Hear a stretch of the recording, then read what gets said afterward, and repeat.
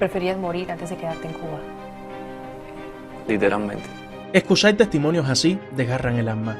Porque yo prefería morir, te lo digo así, con todo lo consciente que estoy ahora, que yo preferí morir antes de vivir una vida miserable en Cuba. Pero representa la cruda realidad del cubano, un pueblo que migra por años y no conoce límites más que su propia vida. Por tierra, por mar o aire, sacrificando lo poco que tienen, miles de cubanos desafían a la muerte para poder salir del país y muchas veces no ganan la batalla. No han tenido noticias de ellos. Ninguna, ni de la embarcación, ni de ellos, ni en fotos, ni los que han publicado. En la frontera, los riesgos se multiplican. Este grupo de 12 intentó cruzar el río como una cadena humana y estuvieron a punto de vivir una tragedia. ¡El niño! ¡No lo sueltes! En medio de una crisis migratoria sin precedentes que ha separado un sinfín de familias y en las cuales se sufre el duelo no solo de la distancia, sino también de las pérdidas físicas, la historia recuerda cómo la desesperación hizo a varias personas escapar de Cuba bajo las peores posibilidades de supervivencia. Y hoy, en este video, vamos a hablar de algunas de ellas. Hola, ¿qué tal amigos? Sean todos bienvenidos una vez más a este canal, tu canal con Tian. El título y el inicio de este video lo dicen todo, y es que hoy se viene un tema más que interesante. Mientras estaba haciendo el guión, yo no daba crédito a la proeza que estas personas habían logrado. Pero eso sí, no les voy a adelantar nada más. Yo solo les recomiendo que se pongan cómodos en casa, porque ya estamos comenzando.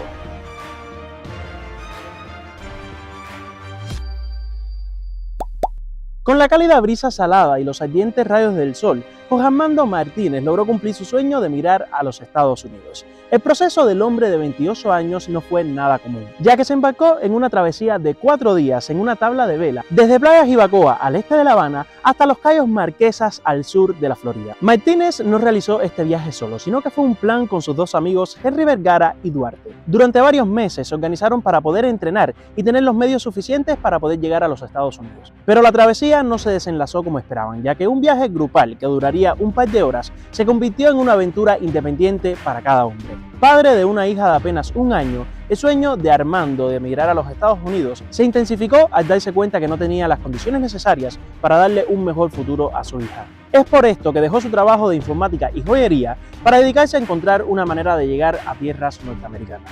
Ya yo había gastado todo lo que tenía en mi niña, tuve que quitar las ventanas de mi casa, todo tuve que venderlo. El padre congeló su vida, dejando sus hobbies a un lado y dedicándose de lleno a entrenar y cumplir sus sueños, que ahora no solo eran para él, sino también para el futuro de su hija. Entrenaba junto con su primo Humberto, quien de último momento decidió no embarcarse en el viaje, y junto con sus amigos Henry Vergara y Duarte, quienes se convirtieron en sus compañeros en la aventura por el océano. El día para el que estaban entrenando llegó. Armando y sus amigos empacaron todo el equipo de windsurf, una botella de agua con nutrientes, 10 caramelos, ropa para protegerse del sol y una brújula. Es así como su excursión comenzó, pero de pronto todo se complicó, ya que uno de sus compañeros, Duarte, comenzó a tener problemas con su equipo. Salimos navegando y yo me sentía perfectamente, yo sí me sentía bien, pero cuando yo salgo y miro hacia atrás y me doy cuenta que Duarte estaba presentando problemas con su equipo. Levantar la vela era imposible, caí fondo, eso.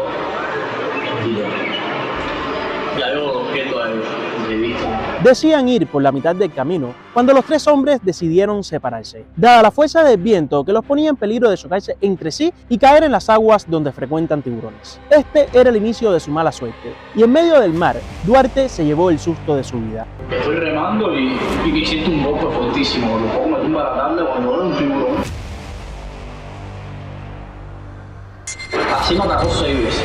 A la 6ª vez me tumbó. Yo pensaba que me iba a comer. Realmente dije, no, me va a morder y aquí no voy a morir. Millas más adelante, Armando y Henry continuaron con su travesía. Y aunque para Henry esta sería de unas solo 9 horas hasta llegar a suelo norteamericano, para sus otros compañeros la suerte sería otra. Henry estaba a salvo en suelo estadounidense, pero en algún punto del estrecho de la Florida se encontraban Armando y Duarte. La Guardia Costera norteamericana inició una intensa búsqueda por aire y por mar, y 2 días después, a solo 7 millas de Cayo Hueso, Florida, encontraron a Duarte en su tabla, desorientado y delirando, pero de Armando no existía ningún rastro. Duarte fue rescatado y enviado de regreso a Cuba por la Guardia Costera estadounidense, como parte de la política de pies secos, pies mojados de la ley de ajuste cubano. Por otra parte estaba Armando, quien había perdido un poco de fuerza después de haberse separado de sus amigos, por lo que decidió utilizar el mástil como remo para descansar un poco del desbalance que le estaba causando el viento. Durante 4 días y 3 noches, Martínez se mantuvo flotando por el mar Caribe. Se vio obligado a distribuir sus caramelos para darse energía y su botella de agua poco a poco se iba acabando. Todo esto mientras el sol le quemaba la piel y le causaba dolores de cabeza,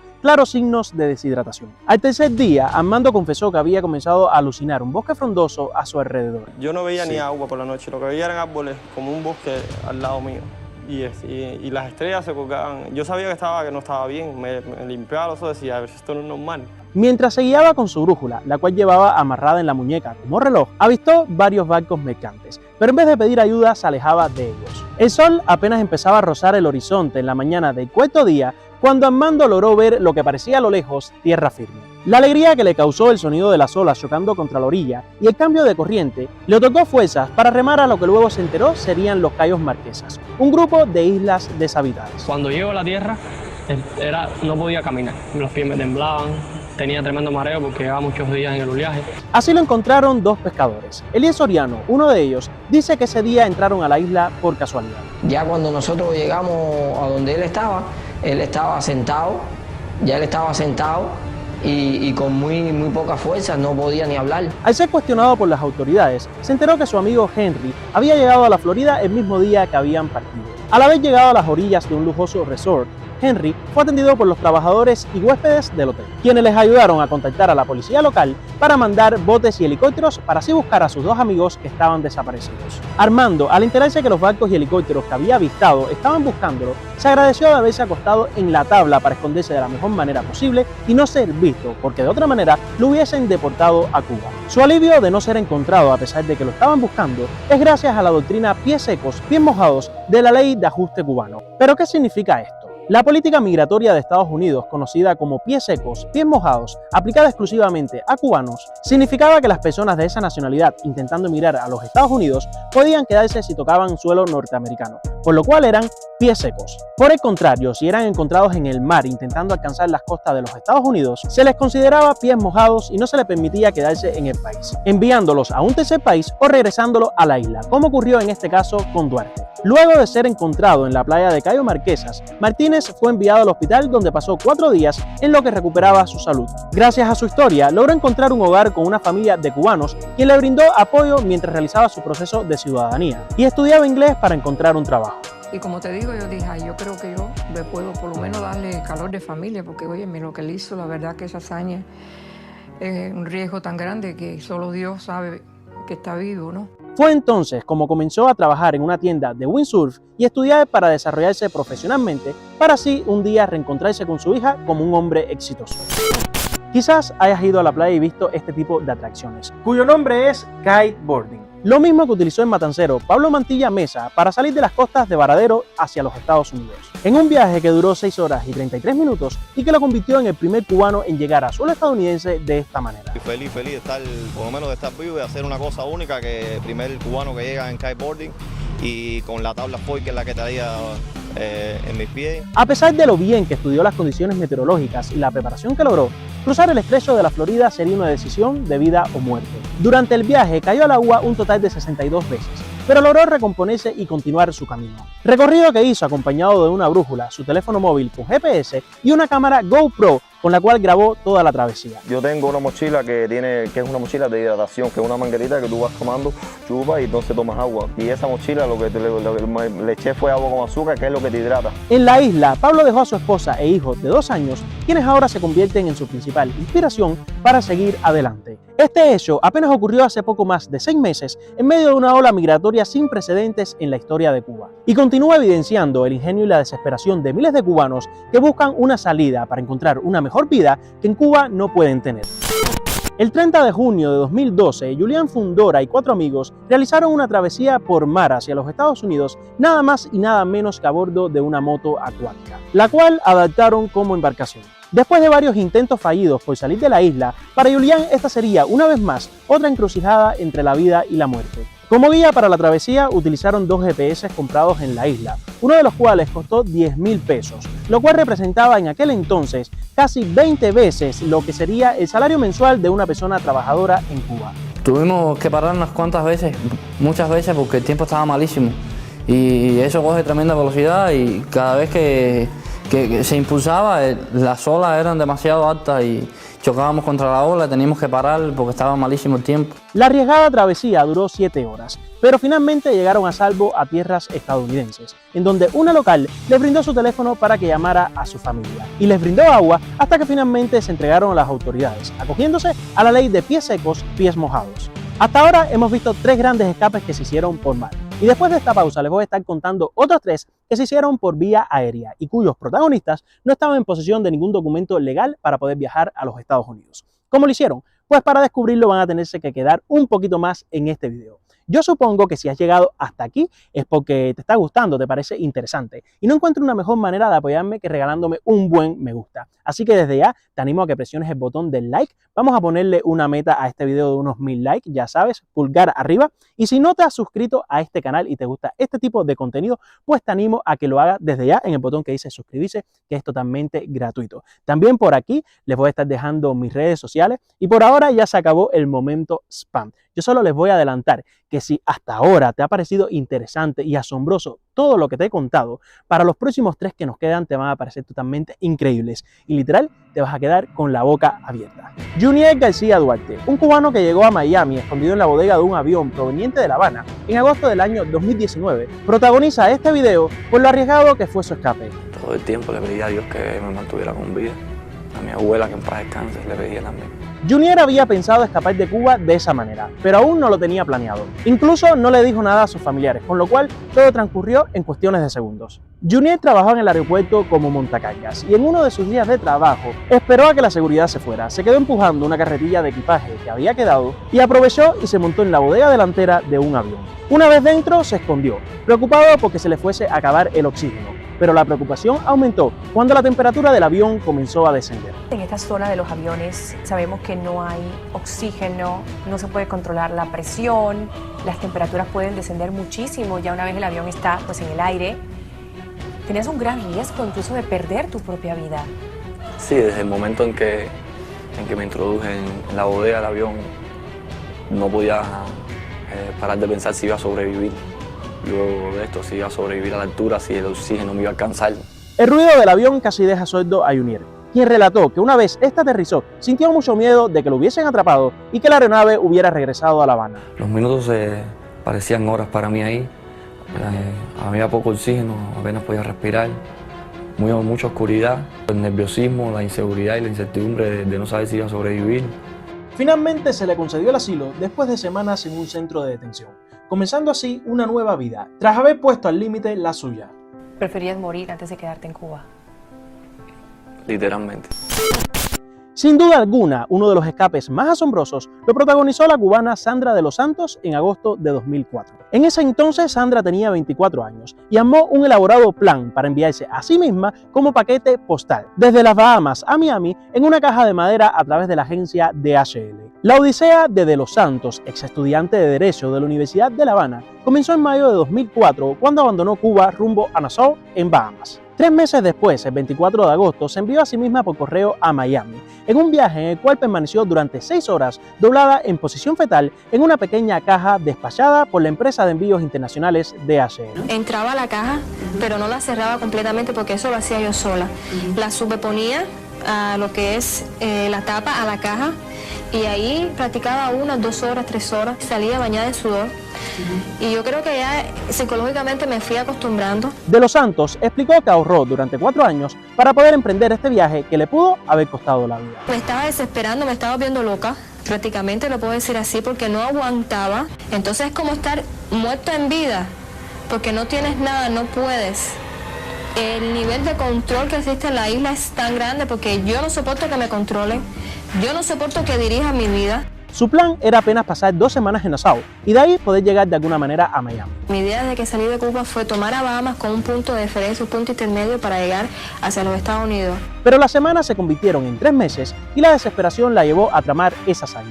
Yo leo mucho, me gusta mucho la historia y antiguamente los negros esclavos que vivían aquí en los Estados Unidos se escapaban hacia Canadá así. Se transportaban en cajas de doble fondo hacia Canadá para tener su libertad. Una persona cuyo nombre no quiso mencionar la ayudó en todo el proceso, pero hasta para el aliado anónimo de la propia chica, el plan de esconderse en una caja de madera era simplemente una invitación a la muerte. Me dijo que no lo hiciera.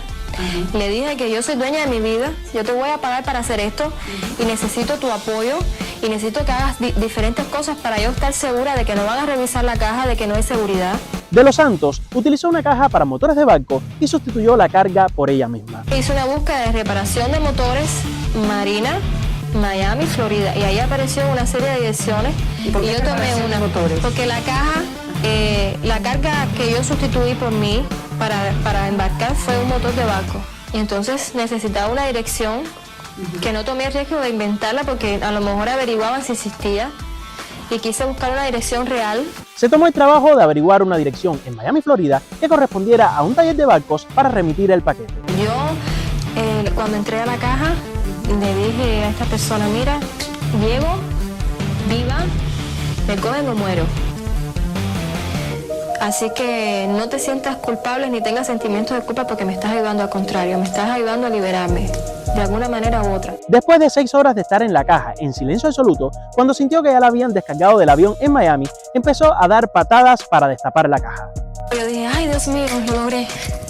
Ay Dios mío, lo logré. Fue una alegría tan grande, lloré un poquito, ¿sabes? De la emoción. Entonces traté de controlarme para encontrar el momento justo para salir. Pensando todo lo que has hecho, ¿lo volverías a hacer? No. ¿Por qué no? Porque ya estoy aquí. Ya llegué. Y además de eso, porque no sé si se puede volver a hacer eso, porque todo estaba tan a mi favor. Dios y la vida quiso de que estuviera viva, de que lo lograra todo, de que nadie me descubriera y de que estuviera aquí comenzando contigo. Porque yo prefería morir, te lo digo así, con todo lo consciente que estoy ahora, que yo preferí morir antes de una vida miserable en Cuba. La historia de Orestes Lorenzo y su familia es digna de ser retratada en el cine. Todo comenzó en el cielo de La Habana, Cuba, hace poco más de 30 años con un vuelo de deserción y terminó 19 meses después con otro espectacular vuelo de rescate familiar cerca del centro turístico de Varadero. El 20 de marzo de 1991, el mayor de las Fuerzas Aéreas Cubanas, Orestes Lorenzo, cambió los planes de su rutinario vuelo de entrenamiento. Giró el timón de su avión y enfiló la nariz de este hacia el norte rumbo a los Estados Unidos. El experimentado aviador piloteaba el que era en ese entonces el más moderno y poderoso cazabombardero cubano, un símbolo del poder aéreo soviético y de la ayuda que daba la URSS a Cuba. En vuelo hacia el norte, Lorenzo lo apostó todo. Voló a ras de las olas para no ser detectado por los radares cubanos y estadounidenses. Estados Unidos estaba a tan solo 150 kilómetros de distancia y en poco más de 10 minutos el piloto aterrizó en la base naval de Boca Chica, en los Cayos del estado de la Florida. Días después lo abordaron con muchas preguntas y cuando las autoridades militares de Estados Unidos estuvieron convencidas de que no se trataba de un espía, le otorgaron el estatus de refugiado político. En la capital cubana no podían creerlo. Lorenzo era un héroe militar de la guerra de Angola y regresó a Cuba como el resto de las fuerzas cubanas que habían luchado en esa nación entre 1975 y 1991. Lorenzo comenzó una campaña fervorosa por rescatar a su esposa, Vicky Rojas, que en ese entonces tenía 34 años, y a sus 2 hijos de 11 y 6 años. Eran los parientes de un traidor y por tanto en Cuba eran tan condenados como el mismo desertor, motivo por el cual no les permitieron salir a pesar de que le habían concedido las visas de ingreso a Washington. Ante las acciones de Orestes, Raúl Castro, a través de un coronel de la contrainteligencia cubana, le señaló a Vicky que si su esposo había tenido los cojones de llevarse un avión, que también los tuviera para ir a buscar a su familia. Yo sin mi familia y mis hijos no podía ir. No podía tolerar más la separación, la humillación de una separación impuesta y el dolor que ellos atravesaban también. En 1992, Lorenzo se presentó en la Comisión de Derechos Humanos de las Naciones Unidas con sede en Ginebra, sin lograr ningún resultado. Mi esposa e hijos permanecen en Cuba en contra de su voluntad.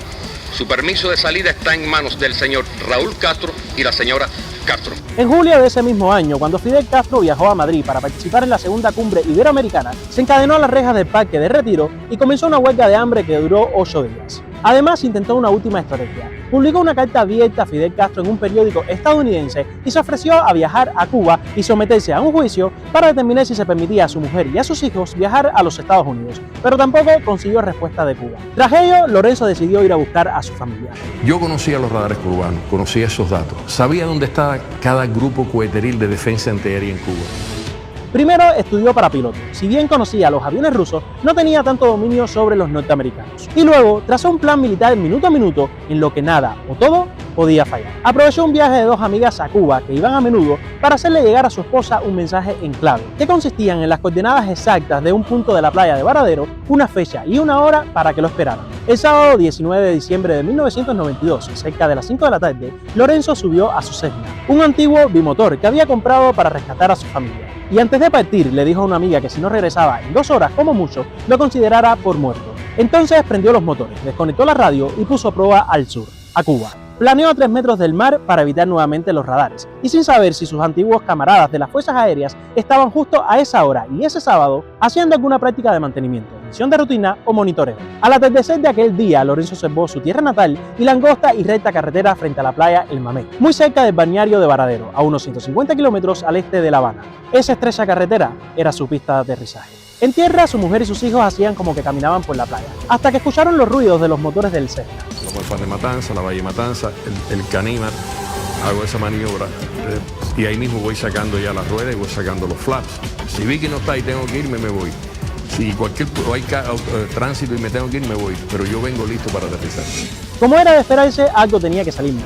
En la carretera había un vehículo estacionado, un autobús con turistas, una típica rasta cubana y algunas piedras por evitar. Y una piedra gigante en el medio, en el separador entre las dos sendas de la derecha y la de la izquierda. Con un balanceo de las alas, Lorenzo colocó la aeronave casi sobre el techo del auto. Entonces, ahí imagínate, me excito, pero no puedo aterrizar antes por el carro y por la piedra y por la señal de tránsito. Entonces tengo que sobrevolar un poquito más y acercarme más al camión que venía de frente.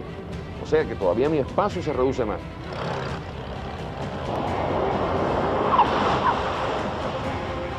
Cuando de repente yo veo aquel avión que está aterrizando, cojo a mis 2 hijos así por las manos y le digo, ese es papi, ese es papi. Entonces digo, suelta la mochila, suelta todo, vamos, corre. Sin detenerse, Lorenzo giró el Cessna y lo alistó para el escape de su vida. Su mujer y sus hijos corrían mientras la puerta estaba abierta. El tiempo para huir había sido fijado por Lorenzo en 1 minuto. Yo lograba entrar, aterrizar y pasar en tierra no más de 1 minuto y despegar. Para el momento que los cohetes podían tirarnos a nosotros, ya yo estaba ya saliendo del límite de ellos. Pero algo volvió a salir mal. Todas estas vi que se me queda atrás, por eso yo no puedo perder un pie, yo no puedo ganar un pie más de carretera. O sea, perderlo más en el aterrizaje. Y pego los frenos todo lo que puedo, reduzco toda la potencia de los motores y cuando yo me detengo, el camión desde luego. Cuando el camión ve a aquel avión aterrizando de frente, lo primero que hace es frenar y irse para la cuneta. Pero los dos paramos a la vez. Pero yo apenas paro, miro al hombre y vi que se me ha quedado unas 2 cuadras atrás. O sea, me doy cuenta inmediatamente que tengo que virar a Vicky a recogerla y tengo que despegar en todo lo contrario, cambiar los planes en 1 segundo.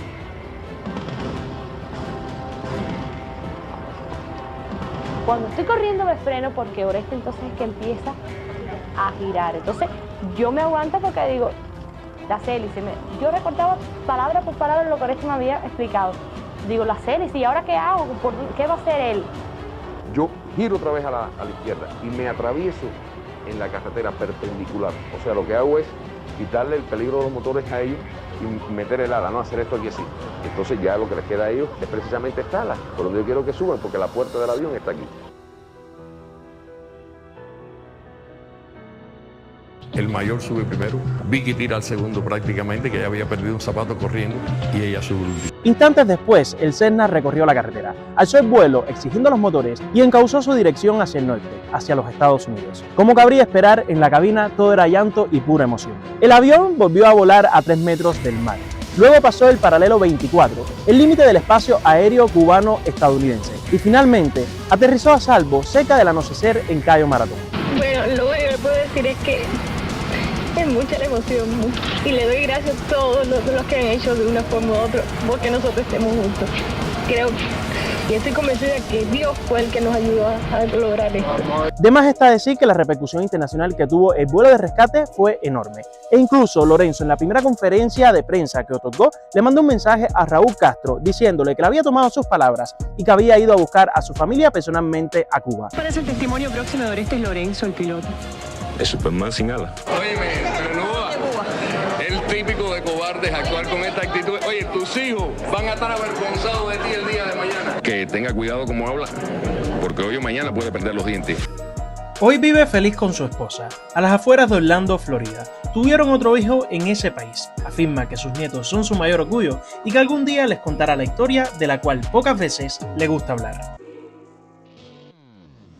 Hacer este video me ha hecho sentir muy orgulloso de mis raíces, de ser cubano, de la valentía de mi gente. Pero también me ha dado mucha tristeza saber que las personas pueden poner en riesgo su vida por tal de salir del país. Yo creo que esta es una conclusión más que obvia de que algo no está bien. Y bueno amigos, hasta aquí el video del día de hoy. Si te ha gustado me encantaría que me apoyases regalándome un buen like. Quiero leerlos en los comentarios y saber cuál de todos estos escapes fue el que más les sorprendió, independientemente de que cada uno de ellos es increíble y sería dignos de ser retratados en un documental o en una película. Y también me encantaría que te unieses a esta familia para seguir haciéndola crecer mucho más suscribiéndote al canal. Por mi parte, eso es todo, nosotros nos vamos y nos vemos en una próxima ocasión. Chao, chao.